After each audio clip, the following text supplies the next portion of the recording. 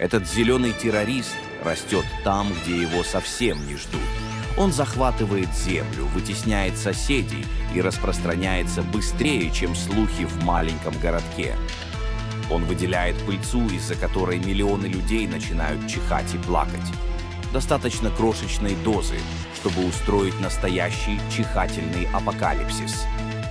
Его родная страна – Северная Америка. Но теперь этот турист без визы чувствует себя отлично и в Европе. Ирония в том, что его название с греческого переводится как «пища богов». Но для людей это скорее пыльца хаоса. Его имя Амброзия,